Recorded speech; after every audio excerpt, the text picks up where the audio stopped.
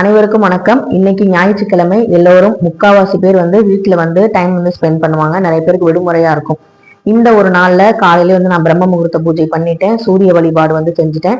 அதனுடைய வீடியோ காலையிலேயே நான் ஷார்ட்ஸ்ல கொடுத்துருக்கேன். தெளிவா கொடுத்துருக்கேன், பாருங்க. உங்களுக்கு ரொம்பவே அந்த வீடியோ யூஸ்ஃபுல்லா இருக்கும். வேலை கிடைக்கணும்னு நினைக்கிறவங்க, உடல் ஆரோக்கியம் மேம்படணும், கண் பார்வை நல்லா இருக்கும்னு நினைக்கிறவங்க சூரிய வழிபாடு செய்யறது நல்லது அப்படிங்கிறத நான் நிறைய வீடியோல கொடுத்துருக்கேன். சூரிய வழிபாடுங்கிற பிளேலிஸ்டே நம்ம சேனல்ல இருக்கு, பாருங்க.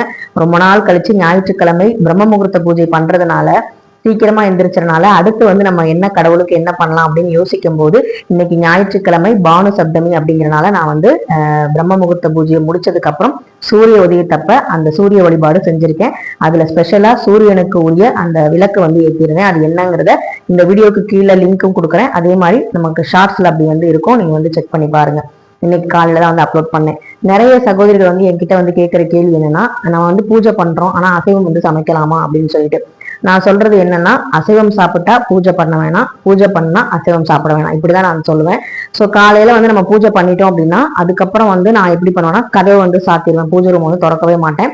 அடுத்த நாள் காலையில் தலஸ்நானம் பண்ணிட்டு அதுக்கப்புறம் வீடை ஃபுல்லா சுத்தம் பண்ணிட்டு, அதாவது வீடை மாப் பண்ணிட்டு அப்புறம் தான் பாத்தீங்கன்னா பூஜை ரூமுக்குள்ள நான் போவேன். அப்புறம் குளிச்சதுக்கு அப்புறம் தான் பூஜை ரூமை தொடச்சு விட்டு அதுக்கப்புறம் விளக்கேற்றுவேன்.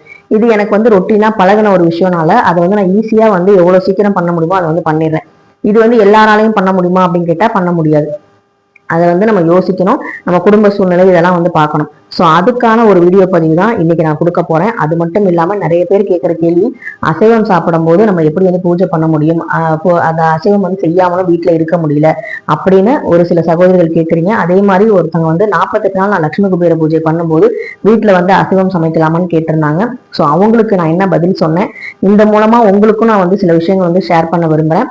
ஸோ அதை நீங்க வீடியோவை ஸ்கிப் பண்ணாம பாருங்க. அப்பதான் பக்தியையும் நம்மளுடைய ரொட்டீன் ஒர்க்கையும் நம்ம எப்படி பேலன்ஸா நம்ம கொண்டு போகலாம், எப்படி வீட்டுல சண்டை இல்லாம எல்லாரையும் சாட்டிஸ்ஃபை பண்ணலாம் அப்படிங்கிறதான் சமைச்சுக்கிட்டே நான் சொல்ல போறேன். இன்னைக்கு எங்க வீட்லயும் அசைவம் தான்.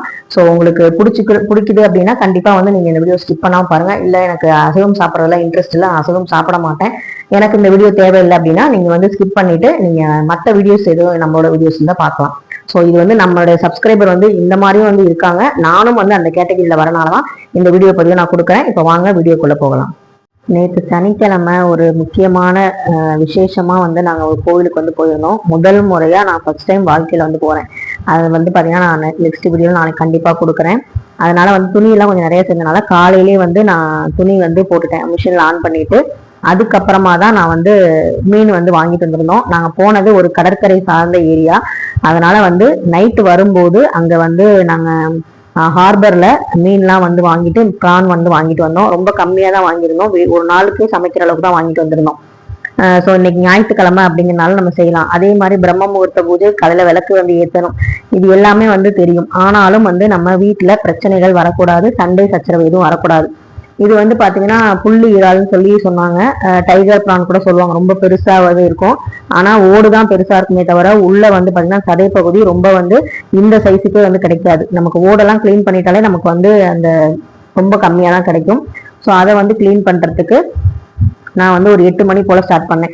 அதுக்கு முன்னாடி நான் 4:30 மணிக்கெல்லாம் எந்திரிச்சனால பிரம்ம முகூர்த்த பூஜை, சூரிய வழிபாடு எல்லாமே பண்ணிட்டு நல்லபடியா சாமியை நல்லா வேண்டிட்டு திரும்ப நாளைக்கு நான் நல்லபடியா விளக்கேற்றணும்னு சொல்லி வேண்டிட்டு என்னுடைய பிரார்த்தனையெல்லாம் வச்சுட்டு அதுக்கப்புறம் நம்ம வீட்டு வேலையை பார்க்க ஆரம்பிச்சாச்சு.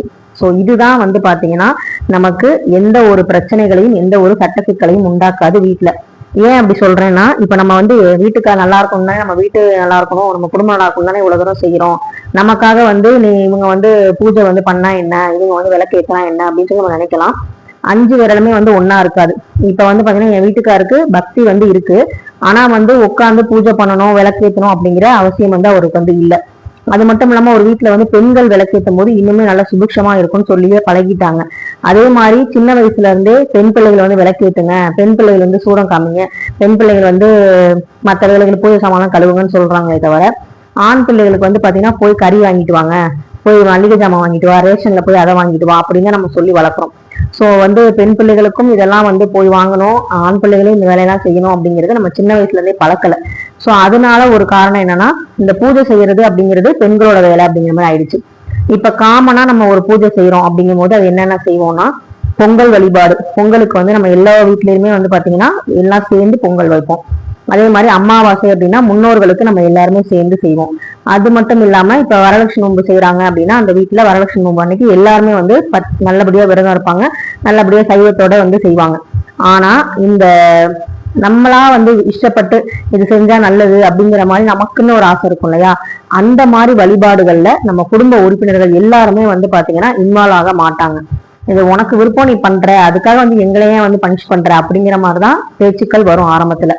இப்ப நான் வந்து இவ்வளவு பூஜைகள் பண்றேன் இல்லையா, தேய்பிரை, சங்கடகர சதுர்த்தி, பிரதோஷம், இந்த மாதிரி நாள்ல நான் வந்து சைவம் வந்து சாப்பிடணும், அசைவம் வந்து எடுக்கக்கூடாது அப்படின்னு சொல்லிட்டேன். அதை வந்து நான் கொண்டு வர்றதுக்கே எனக்கு கிட்டத்தட்ட ஒரு 3 வருஷம் 2 வருஷத்துக்கு மேல ஆச்சு.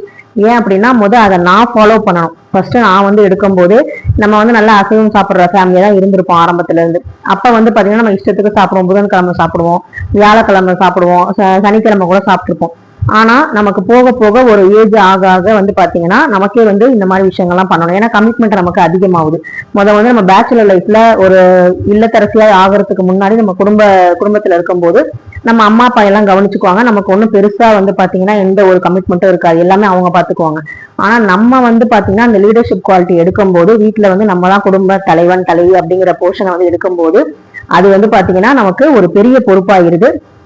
அதனால வந்து நம்மளுடைய விஷயங்களை வந்து நம்ம கொஞ்சம் கம்மி பண்ணிக்குவோம். சோ வந்து நம்ம இவங்க நல்லா இருக்கும் நம்ம விரதம் இருப்போம், ஆனா அவங்க நமக்காக வந்து இந்த சாமியை வந்து கும்பிட மாட்டாங்க. ஏன்னா அவங்களுக்கு அதுல விருப்பம் இல்லை, அது இப்போதைக்கு அவங்களுக்கு தேவையில்லைன்னு கூட இருக்கலாம். சோ இந்த மாதிரிதான் வந்து பாத்தீங்கன்னா எல்லார் வீட்லயுமே நடக்கும்.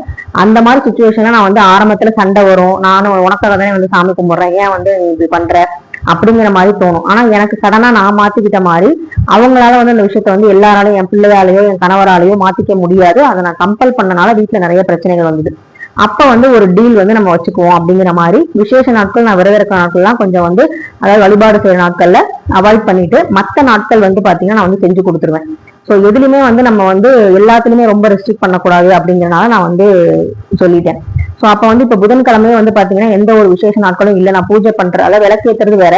நம்ம வந்து இப்ப கிருத்திகை இல்ல, திருவோணம் இல்ல, வாராகி அம்மனுக்கு பஞ்சமி வழிபாடு செய்யல அப்படிங்கும் போது அன்னைக்கு பிரதோஷம் இல்லை அப்படின்னா புதன்கிழமை கறி வாங்கிட்டு வாங்க, நான் வந்து செஞ்சு தரேன் அப்படின்னு நானே சொல்லிடுவேன்.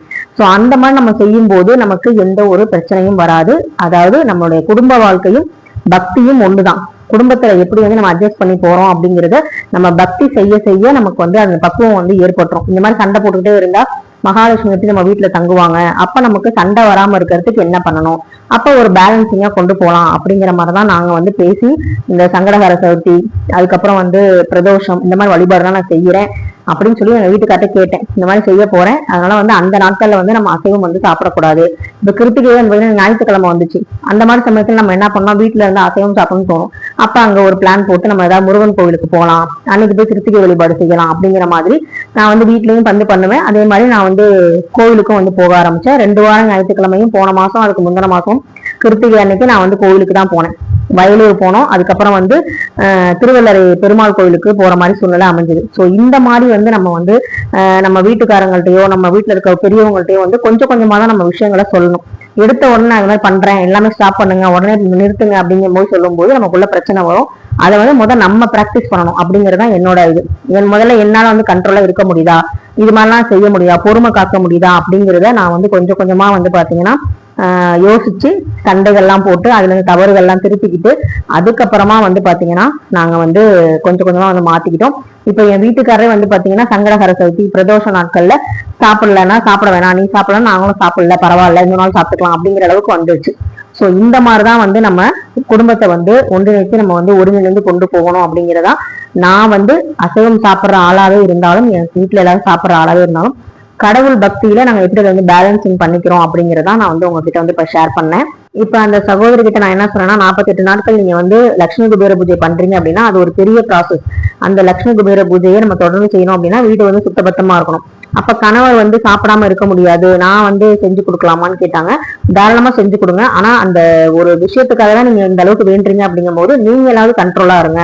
ஆனா அசைவம் சமைக்கிற அன்னைக்கு டெய்லியும் அவங்க அசைவம் சமைக்க போறதும் இல்ல, வாரத்துல ஏதாவது ஒரு நாள் 2 நாள் சமைக்க போறாங்க. அந்த நாள்ல மட்டும் வீடை வந்து நீங்க மாப் பண்ணிட்டு நீங்க வந்து திரும்ப அடுத்த நாள் வந்து விளக்கெல்லாம் வந்து வாஷ் பண்ணிட்டு நீங்க வந்து விளக்கு வந்து ஏத்துங்க, குபேர லட்சுமி பூஜை பண்ணுங்க. ஆனா இந்த 48 நாள் ஒரு முக்கியமான வேண்டுதல் நீங்க வைக்கும் போது அதை வந்து நீங்க அசைவம் தவிர்த்துருங்க அப்படின்னாங்க. இப்ப நான் வந்து சாப்பிடறான்னு கேட்டா 21 நாள் நான் வந்து பிரம்ம முகூர்த்த பூஜை பண்றேன் அப்படிங்கும் போது நான் வந்து பிரம்ம முகூர்த்த நேரத்துல விளக்கு மட்டும் தான் ஏத்துறேன். என்னோட வழிபாடு வந்து நான் செய்யல. விளக்கு ஏற்றி பிரபஞ்சத்துக்கிட்ட நான் வந்து என்னுடைய ஆசைகளையும் என்னோட தேவைகளையும் எனக்காக வந்து கடவுள் செஞ்ச நிறைய உதவிகளுக்காக நான் வந்து நன்றி சொல்ற விஷயமா அதை பயன்படுத்துறேன். இன்னொரு வந்து பாத்தீங்கன்னா இது ஒரு மேனிஃபெஸ்டேஷன் ஒரு ப்ராசஸ் தான். ஒரு விளக்குக்கு முன்னாடி உட்காந்து நான் வந்து என்னோட எண்ண அலைகளை வந்து நான் வந்து சொல்லி அது வந்து நிறைவேறணும் அப்படிங்கிறதுக்காக நான் வந்து அதை வந்து விளக்கு வந்து ஏத்துறேன். இப்ப 48 நாள் நம்ம வந்து லட்சுமி குபேர பூஜை நம்ம செய்யறோங்கும் போது அது வந்து ஒரு மண்டலம். இப்ப எப்படி ஐயப்பன் சுவாமிக்கு வந்து அவங்க வந்து மாலை போடுறவங்களோ எப்படி வந்து கடுமையா வந்து விரதம் இருக்காங்களோ அந்த மாதிரி வந்து நம்மளும் வந்து எளிமையான விஷயங்கள் நமக்கு பிடிச்ச விஷயங்கள்லாம் கொஞ்சம் தியாகம் பண்ணிட்டு அந்த 48 நாள் நம்ம வந்து தொடர்ந்து வந்து அந்த லட்சுமிக்கு வந்து பூஜை பண்ணும்போது நமக்கு வந்து நிறைய விஷயங்கள் வந்து மாற்றங்கள் கிடைக்கும். நல்லபடியான ஒரு விஷயம் வந்து கிடைக்கும். ஏன் நம்ம சப்ஸ்கிரைபர் சகோதரி ஒருத்தவங்க சொல்லியிருந்தாங்க லட்சுமி குபேர பூஜையை நான் 3 வாரம் பண்ணேன். 3வது வாரம் என் மாமியார் இருந்து எனக்கு வந்து 1 லட்சம் ரூபாய் அமௌண்ட் வந்து கொடுத்தாங்க. இது வரைக்கும் 6 வருஷத்துல எனக்கு கொடுத்ததே இல்லை. இப்ப வந்து கொடுத்தாங்க. அது எல்லாத்துக்குமே காரணம் அந்த லட்சுமி குபேர பூஜை நான் நம்புறேன் அப்படின்னு சொன்னாங்க. சோ இதனால நான் என்ன சொல்ல வரேன்னா இப்ப நான் பிரம்ம முகூர்த்த பூஜைங்கிறது விளக்கு மட்டும் தான் ஏத்துறது. நான் விளக்கு ஏற்றிட்டு அதை வந்து 1 மணி நேரம் எரிஞ்சதுக்கு அப்புறம் நான் என்னோட வேலையை வந்து பார்க்கலாம். திரும்ப அடுத்த நாள் வந்து தலை ஸ்நானம் பண்ணிட்டு வீட்டை வந்து நான் சுத்தம் பண்ணிட்டு நான் வந்து விளக்கு வந்து ஏத்தலாம் அசைவம் சாப்பிட்டா கூட. சோ அந்த மாதிரி வந்து நம்ம பண்றது அப்படிங்கிறது ஒரு சாதாரண விஷயம். டெய்லியுமே பண்ற ஒரு ரொட்டீன் ஒர்க்கா அது மாறிடும். ஆனா நீங்க குறிப்பிட்டு ஒரு பூஜை பண்றீங்க. இப்ப வரலட்சுமி பூஜை நம்ம பண்றோம் அப்படின்னா 3 நாள் வந்து எந்த ஒரு அசைவம் எந்த ஒரு வீட்டுல வந்து எந்த ஒரு அசைவமான பொருட்கள் கூட நான் வச்சுக்க மாட்டேன். 3 நாள் வந்து நான் வந்து வரலட்சுமி நோம்பு கடைபிடிப்பேன். சோ அந்த மாதிரி வந்து நம்ம இருக்கும்போது நம்ம சுத்தபத்தமா இருக்கிறது நல்லது. அதனால என்ன சொல்றேன்னா 48 நாள் வந்து ஒரு பெண்ணால வந்து தொடர்ந்து வந்து நம்மளால வந்து பூஜை பண்ண முடியாது இல்லையா. இடையில வந்து மாதவிடாய்ங்கிறது ஒண்ணு வரும். அதனால நம்ம என்ன பண்ணலாம்னா ஒரு 11 நாள் ஒரு 21 நாள் அப்படிங்கிற மாதிரி நம்ம வந்து டைமிங் வந்து குறிக்கிட்டு இல்ல வாரம் வியாழக்கிழமை இல்ல வெள்ளிக்கிழமை இந்த குறிப்பிட்ட நேரத்துல நான் வந்து பண்றேன் அப்படின்னு சொல்லிட்டு ரொட்டீனாவே பண்ணலாம். இப்ப நான் லட்சுமி குபேர பூஜை இந்த நாள்ல இத்தனை வாரத்துலதான் பண்ணணும் அப்படிங்கிறது இல்ல. எனக்கு வந்து வியாழன் வெள்ளி எந்த நாள் ஒத்து வருதோ ஆனா வாரத்துல அந்த லட்சுமி குபேர பூஜை அப்படிங்கிறத நான் பண்ணிடுவேன். மாசத்துல மாதவிடாய் நாளை தவிர மத்த நான் வாரங்களும் நான் எல்லாத்துலயும் வந்து பாத்தீங்கன்னா லட்சுமி குபேர பூஜை வந்து பண்ணிக்கிட்டு தான் இருக்கேன். அதனால நம்ம பயந்துகிட்டு ரொம்ப தயக்கத்தோட இந்த 48 நாள் பண்ண முடியுமா அப்படிங்கிற சந்தேகத்தோட பண்றதுக்கு நம்மளால வந்து ஒரு குறிப்பிட்ட வாரம் குறிப்பிட்ட நாள் இந்த டைம்ல வந்து நம்ம வந்து பண்ணலாம் சந்தோஷமா வந்து சாமி கும்பலாம் நீங்க நினைச்சீங்கன்னா எந்த ஒரு சங்கடமும் ஏற்படாது அப்படிங்கறதுதான் இந்த வீடியோ பதிவு மூலமா நான் சொல்லிக்கிறேன். சோ அசைவம் சாப்பிடுறது அப்படிங்கிறது உங்களுக்கு பிடிச்சிருந்தா நீங்க சாப்பிடலாம். அன்னைக்கு காலையில கொஞ்சம் சீக்கிரமா எழுந்திரிச்சு சமைக்கிறதுக்கு முன்னாடி விளக்கெல்லாம் ஏற்றிட்டு சாமி கும்பிட்டு கதவை வந்து சாத்திருங்க. இல்லைன்னா ஸ்கிரீன் இருந்தா ஸ்கிரீன் போட்டுட்டு நீங்க வந்து உங்க சமையல் வேலையை பாருங்க. அடுத்த நாள் வந்து நீங்க தலை ஸ்நானம் பண்ணிட்டு வீட்டை தொடச்சிட்டு விளக்கு ஏற்றுறது ரொம்பவே நல்லது. இன்னொரு விஷயம் என்னன்னா இப்ப வந்து இன்னைக்கு வந்து ஏதோ சஷ்டி ஏதோ ஒரு கிருத்திகை எதுவுமே வருது.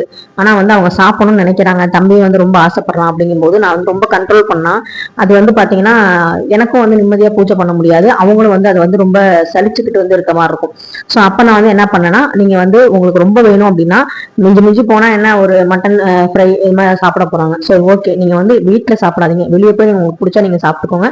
ஆனா வீட்டுக்கு எதுவும் வாங்கிட்டு வராதீங்க. நான் எதுவும் செய்யவும் முடியாது அப்படிங்கறத நான் தெளிவா சொல்லி நம்மளுடைய விஷயங்கள்ல நம்ம தெளிவா இருந்தோம் அப்படின்னா நமக்கு ஆப்போசிட்ல இருக்கவங்க நம்மளை புரிஞ்சுக்குவாங்க அப்படின்னா கண்டிப்பா இந்த மாதிரி நீங்க ட்ரை பண்ணி பாருங்க. வீட்டுல எந்த சண்டை சச்சரவும் வராம நம்ம நல்லபடியா சந்தோஷமா திருப்தியா வந்து பூஜை பண்ணலாம். சோ அதனால வந்து அசைவம் சைவம் ஆன்மீகம் போட்டு குழப்பிக்காதீங்க. இந்த வீடியோ உங்களுக்கு ஏதாவது ஒரு வகையில தெளிவு கொடுத்துருந்துச்சுன்னா கண்டிப்பா லைக் பண்ணுங்க, கமெண்ட் பண்ணுங்க, உங்க வேல்யூபிளான கமெண்ட்டை கண்டிப்பா சொல்லுங்க. சப்ஸ்கிரைப் பண்ணாதவங்க சப்ஸ்கிரைப் பண்ணிக்கோங்க.